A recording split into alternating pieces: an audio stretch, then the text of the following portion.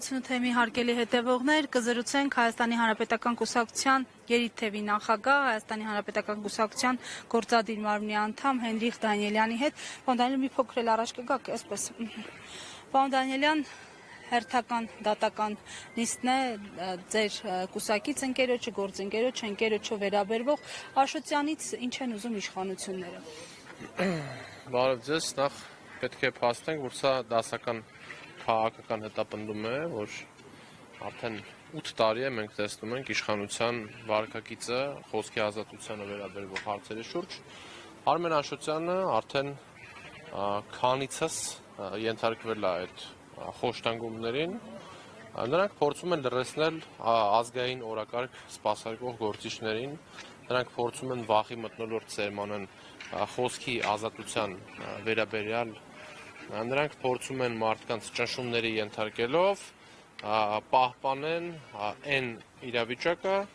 որը իրենց համար ամենակոմֆորտ իրավիճակն է, այսինքն որպեսզի ընդդիմախոսներ չլինեն, որպեսզի չլինեն ծանրակշիռ վերլուծություններ, ծանրակշիռ թեզեր այն բանի մասին, թե իրական ժողովրդավարությունը ինչի մասին է, որի հիմնական գաղափարի տարածողներից մեկը եղել է Արմեն Աշոտյանը, ով նաև այդ խնդիրները բարձրաձայնել է եվրոպական տարբեր բարձր ամբիոններում այլ մեր միջազգային գործընկերների հետ։ Մենք տեսնում ենք, որ Արմեն Աշոտյանը նկատում է գոյություն չունեցող գործի շրջանակներում եւս մեկ անգամ ապօրինի կալանքի են տարել եւ սա դասական քաղաքական հետապնդում է։ Ինչ պետք է անի ընդդիմությունը, մենք բազմիցս ասել ենք, ընդդիմությունը պետք է վերականգնի միասնականությունը։ Հայաստանում չկա խոսքի ազատություն եւ Հայաստանում կան քաղաքական բանտարկյալներ, տասնյակ հարյուրավոր քաղաքական բանտարկյալներ եւ դա շարունակական է լինելու։ Այս իշխանությունը ինքը ասում է, որ ընտրությունները կեղծիքով են եղել եւ ինքն էլ վերցնում է պատասխանատվությունը փաստորեն այդ բոլոր գործընթացների համար, որովհետև այդ կեղծիքների շարունակությունն է եղել այսքան քաղբանդարկյալների առկայությունը մեր քաղաքական դաշտում, այսինքն բոլոր այն ընդդիմադիրները, ովքեր խոսել են Նիկոլ Փաշինյանի դեմ գործել են, այսօր ճնշող մեծամասնության հանդեպ ինչ որ այս կամ այն կերպ ինչ որ ռեպրեսիա կա եւ դա վարչական ռեսուրսի ուրեմն միջամտություն է եւ ընտրություններից առաջ եւ ընտրություններից հետո տասնյակ դեպքեր կան մամուլում, դեպքեր կան հասարակության տարբեր շրջանակների շերտերի մոտ, որ խոսք է գնացել վարչական ռեսուրսը կիրառելու մասին եւ սա ամբողջ բովանդակությունն ամեն ինչի Արմեն Աշոտյանը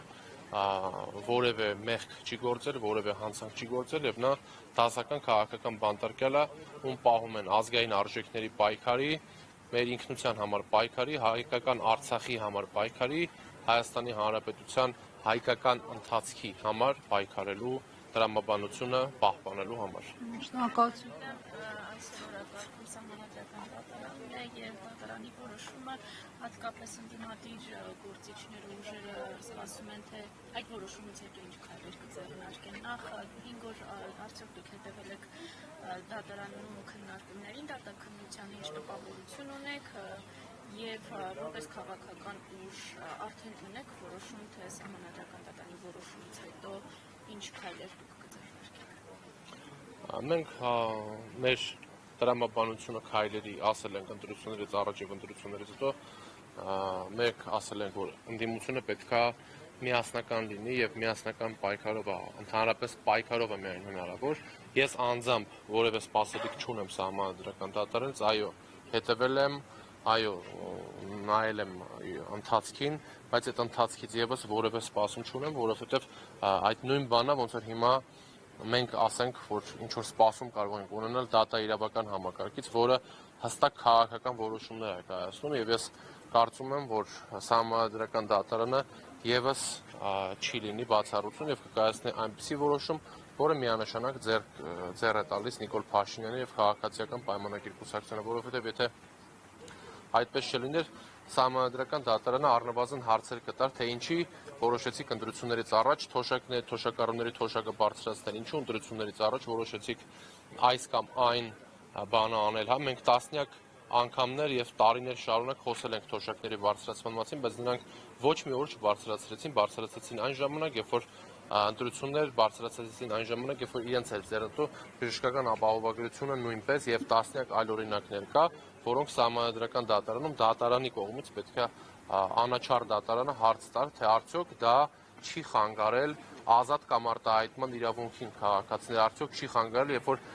առաջատար ընդդիմադիր ուժերի ներկայացուցիչներին կալանքի եք տարել, արդյոք այդ ամեն ինչը չի խանգարել կամ վախի մթնոլորտ չի ստեղծել, բայց նման հարցեր դատարանի կողմից ես չեմ լսել, որ տրված լինի եւ հետեւաբար այդ տրամաբանությունն է, այսինքն նրանք անելու են քաղաքական որոշում եւ նրանց դատավորներից մեկը նաեւ քաղաքական հայտարարություններով էր հանդես գալի, եռագլուխ ուժ էր անվանում այս կամ այն քաղաքական ուժին, նույն խոսույթը, որը ունի իշխանական կուսակցության ներկայացուցիչները, հա, հետեւաբար նրանք չեն տարանջատվում, այլ միասնական ճակատով են հանդես գալի, ես այդպես եմ կարծում։ Շնորհակալ եմ, պարոն Դանիելյան։